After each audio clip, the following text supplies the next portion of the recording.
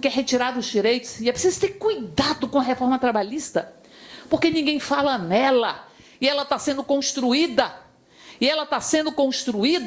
e a comissão da reforma trabalhista está absorvendo, gravitando, trazendo para dentro dela todas as proposições que são contrárias aos trabalhadores. Não só a terceirização, como também o trabalho intermitente. O horista,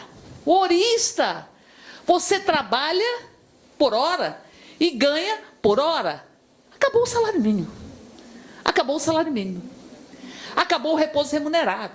Acabou todas as conquistas. O legislado sobre o negociado, legislado sob, ou seja, inferior ao negociado, que tem determinadas estruturas e determinados pontos que ele pode versar sobre eles, eles estão atraindo todas as proposições que são contra os trabalhadores, numa reforma que não precisa de quórum qualificado, que maioria simples aprova. Isso é rasgar a CLT. Nem a ditadura ousou tanto, essa invasão sobre as aposentadorias, que vai, em verdade, empobrecer os municípios. Por volta de 1/3 de grande parte dos municípios brasileiros sobrevive dos rendimentos da Previdência, que não existirão mais, seja o BPC, seja a própria Previdência, e o BPC desvinculado do salário mínimo, como as pensões. As pensões, 50%, 10, sem o limite, ou sem o piso do salário mínimo, é transformar em nada. E você não poder acumular pensão e aposentadoria, ou aposentadorias, é apropriação indébita. Porque você contribuiu a vida inteira. Se você tem 2 aposentadorias, você contribuiu a vida inteira para ter 2 aposentadorias. Se você tem uma pensão e uma aposentadoria, alguém contribuiu para que você tivesse uma pensão e aposentadoria. O Estado não pode se apropriar disso. Isso é apropriação indébita. E a regra de transição? A regra de transição que vai excluir por volta de 76% das pessoas que contribuem para a Previdência.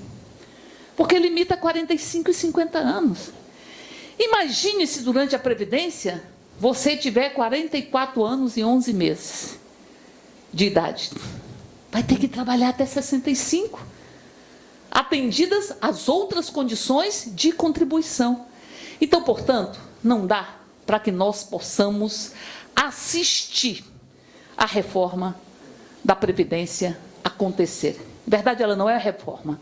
O Brasil teve 6 reformas da Previdência no último período, de 93 para cá. 6 reformas da Previdência. 6.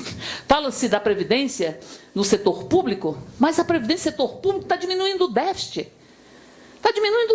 Cada ano que passa, o déficit é menor. Porque aumentou-se a contribuição, inclusive. E porque quem ingressa agora não tem mais a paridade.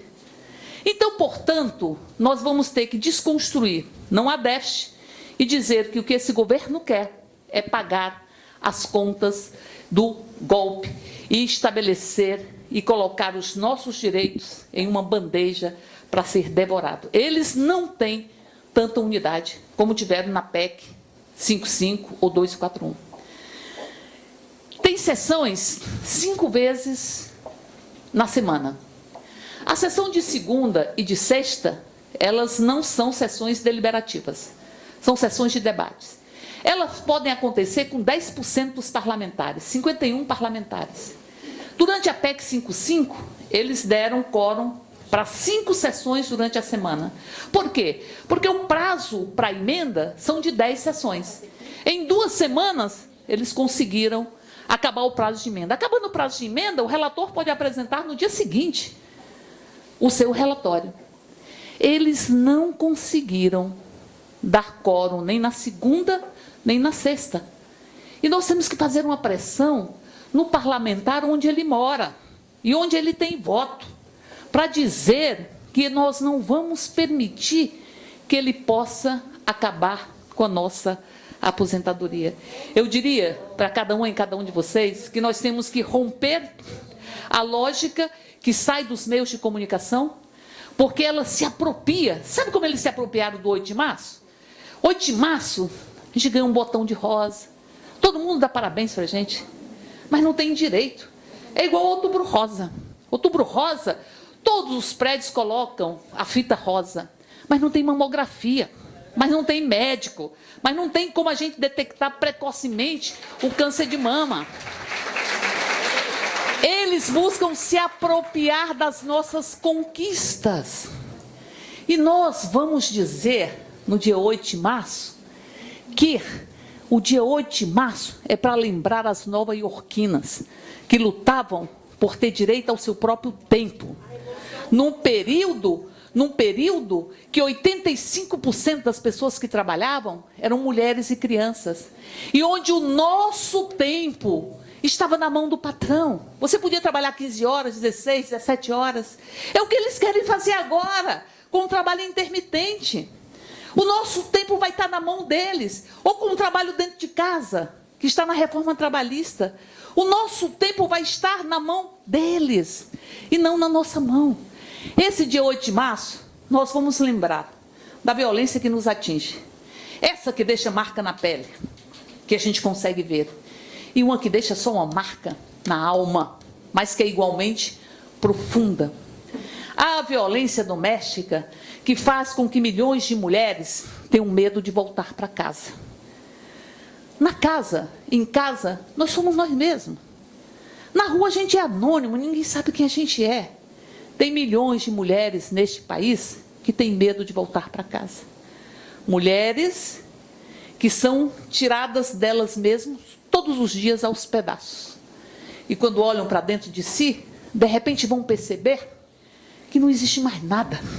Elas viraram o espelho do desejo do outro. E quando elas dizem, dê cara a minha vida de volta, eu me quero de volta, elas sofrem a reação daqueles que acham que somos coisas. Nós vamos lutar contra a violência. E vamos lutar contra uma das mais profundas violências institucionalizadas nesse país, que é esta reforma. Vamos lembrar as nova-iorquinas e vamos dizer que nós, mulheres, carregamos uma coragem muito grande. Eu penso que nesse correr da vida, que segundo o poeta, às vezes embrulha tudo, eu vi muita coisa que eu não queria ter visto. Senti muita coisa que não queria ter sentido. Mas é inequívoca a coragem que carregam as mulheres.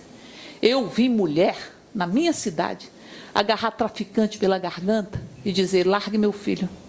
E eu vi as mães de Lusiânia, que os seus meninos estavam desaparecidos, que ocupavam os prédios públicos e diziam, eu quero meu filho de volta. E não sabiam o que é que estavam enfrentando. E vi mães pularem em poço profundo sem saber nadar. E vi mães entrarem em bocas de fumo de madrugada e dizer, seu lugar é em casa, arrastando seu menino pela mão. É muita coragem que as mulheres têm. Por isso que quando a gente se coloca em movimento, a gente vai movimentando a sociedade. E por isso que a discussão de equidade de gênero, que tem como centro a reforma, a eliminação da violência, os nossos direitos sexuais e reprodutivos, ela não é uma discussão menor. Ela não é cereja de bolo, chantilly de café. Não é adorno no cabelo, por melhores que sejam os adornos. Ela é estruturante.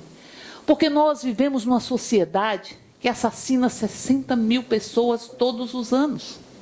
A maioria jovens e negros. Extermínio de uma geração. São pessoas, antes de serem mortas, desumanizadas simbolicamente. Se nós mulheres não somos donas do nosso corpo, do nosso desejo, da nossa vida, nós somos desumanizadas simbolicamente. Porque, para que nós possamos nos reconhecer enquanto seres humanos, nós temos que lutar. Porque é a luta que faz a gente transformar. É na luta que a gente se faz humano.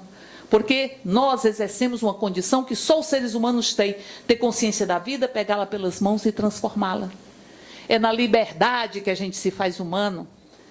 É na condição de sujeito que a gente se faz humano. Se tiram isso das mulheres, tiram a nossa própria humanidade. E se há uma violência que vai nos tirando a condição humana, que vai nos desumanizando, nós vamos naturalizando a desumanização, e isso faz desta sociedade, uma sociedade violenta. Igualdade de direitos, liberdade de ser, liberdade de amar, são extremamente revolucionários nessa etapa da nossa história e são fundamentais para que nós possamos construir uma nova sociedade. Por isso, eu encerro lembrando alguns poetas. Um que diz, Guimarães Rosa, que o correr da vida é esse, às vezes embrulha tudo. E que a vida é mais ou menos assim, ora aperta, ora afrouxa, ora esquenta, ora esfria, ora inquieta, desassossega, ora se aquieta. Mas a vida exige de nós coragem. Nós, mulheres, nós, povo deste país, temos coragem para transformar esta nação e para cantar a canção do outro poeta, o poeta maior, esse que diz que a gente não pode, de forma infeliz, estar trabalhando para o mundo caduco. Esse que diz que é preciso cantar uma canção que acorda os adultos e adormece os meninos e meninas. E essa canção hoje, ela diz: fora Temer, golpistas, fascistas, machistas não passarão, nenhum direito a menos.